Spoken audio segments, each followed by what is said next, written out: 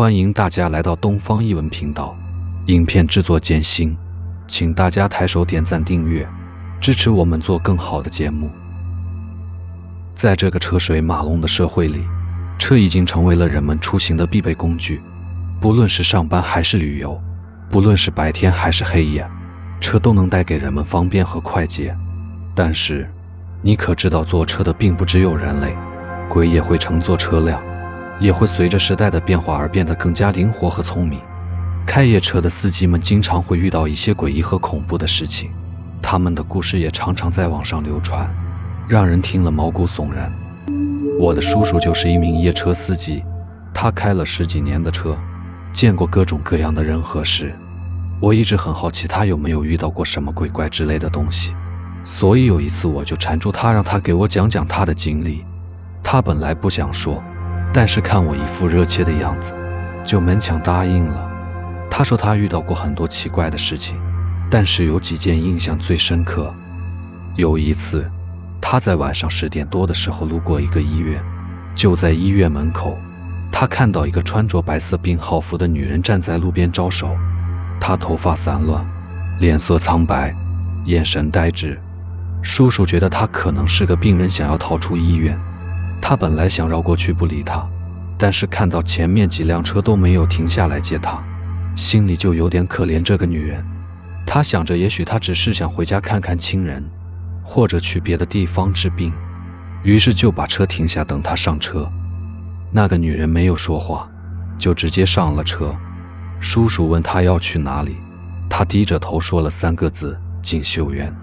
那是一个离医院不远的社区。叔叔就开动了车子，沿着路线往那里开去。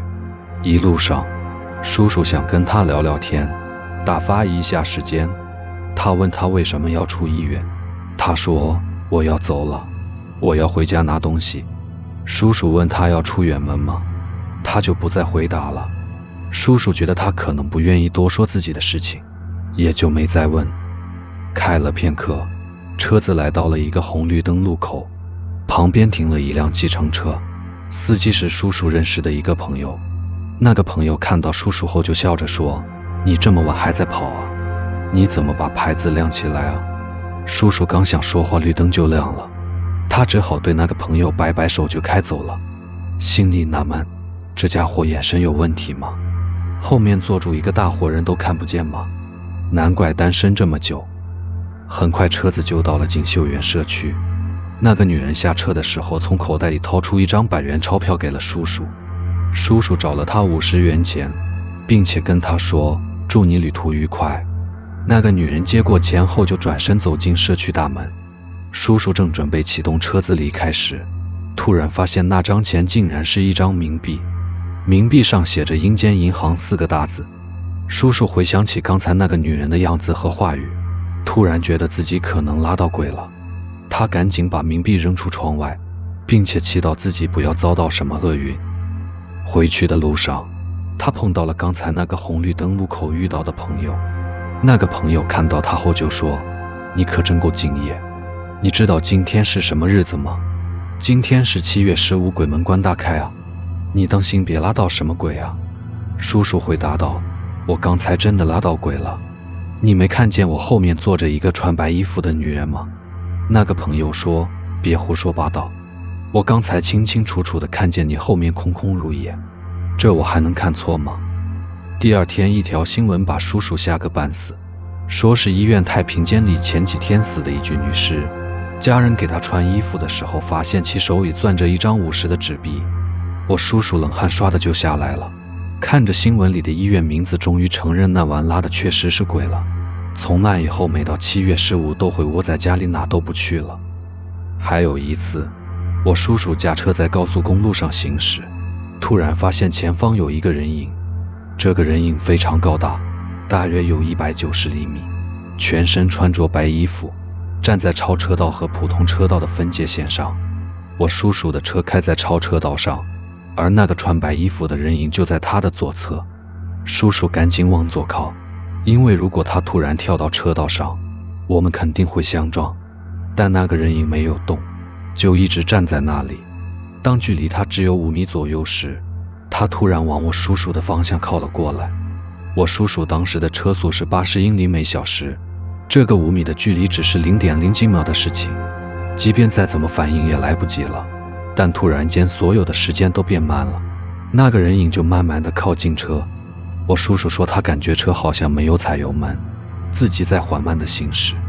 当那人影靠近时，我叔叔说看到他的脸模糊不清，根本看不清楚。此时他的手已经贴在我叔叔的前挡风玻璃上，突然发出一声巨响，然后一切又恢复了正常。当我叔叔把车开过去几十米，再回头看后视镜，后面根本没有人，但是刚才的感觉又是那么的真实，绝对不是幻觉。我叔叔因为以前遇到过鬼，所以也就不那么害怕。他立刻打开音乐，放起了《金刚经》，很快他的心情就安静了下来。我叔叔说，其实鬼也有好坏之分，那次遇到的鬼不算好也不算坏，至少没有伤害到他，只是吓了他一跳。他曾经遇到过2个心地善良的鬼，但那已经是另一个故事了。他把这件事当作笑话告诉了我，但是我听完后背后还是发冷。据说有一次他路过红岩路时，看到路边有一对小夫妻在争吵，突然那个女的把男的猛地推到公路上，我叔叔赶紧刹车，差一点就撞到那个男的。等我叔叔反应过来，想要教训那个女的时，一抬头发现那个女的和男的都不见了。他当时第一反应是又撞到鬼了，于是就淡定地上了车准备离开。就在他系好安全带，透过后视镜看到后座上坐着2个人，就是那对小夫妻时，他吓得半死，但他还是假装镇定地问：你们要去哪里？